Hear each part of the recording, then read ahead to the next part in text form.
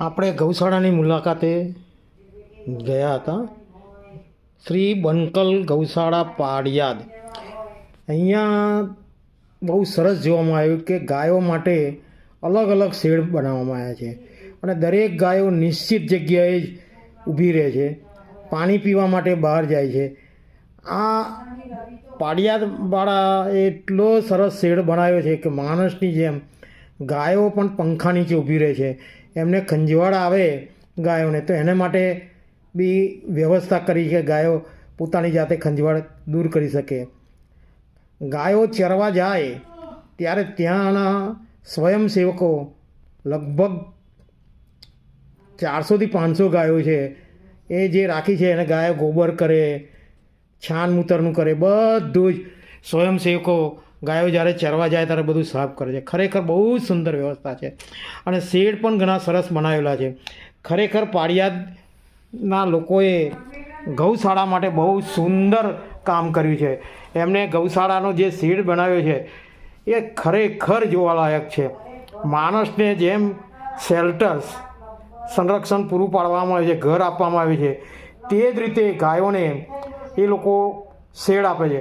પણ ગાયો બી કેટલી બુદ્ધિશાળી છે કે દરેકને જે શેડ આપ્યો છે એ જ જગ્યાએ જઈને ગાયો ઊભી રહે છે. એમને કંઈ કહેવું નથી પડતું. ગાયો ચરાવવા જાય અને ઘાસચારો નાખે અને યોગ્ય જગ્યાએ બહાર જાય તો બધી જ ગાયો એક સાથે આવે છે. પણ એ ક્યારેય અંદર ઝઘડો નથી કરતા અને પોતાના શેડમાં જઈ અને એ લોકો ગાયો આરામ કરે છે. પાળિયાદના સ્વયંસેવકો, ત્યાંના લીડરો એ જે પૈસા ખર્ચી અને જે સુંદર કામ કર્યું છે ખરેખર બહુ જ મોટિવેટેડ કામ છે. ખરેખર પ્રેરણાદાયી કામ કરેલું છે.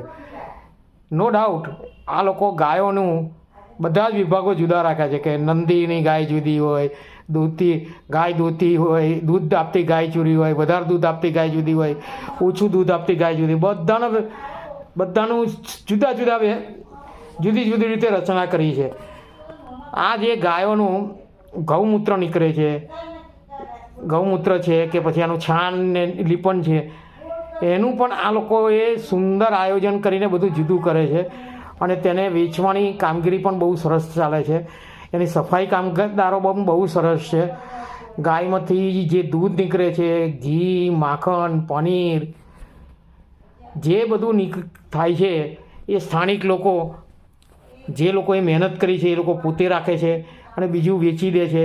પણ ક્યારેય બી એ લોકો ગાયોનો દૂધમાંથી ફેટ નથી કાઢતા, ક્યારેય એ લોકો પાણી નથી ઉમેરતા. ખરેખર પાળિયાદ લોકોએ ખૂબ સરસ કામ કર્યું છે અને ગાયોની જે સંરક્ષણ કરે છે, ગાયોની જે માવજત કરે છે ખરેખર અસ્મરણીય છે.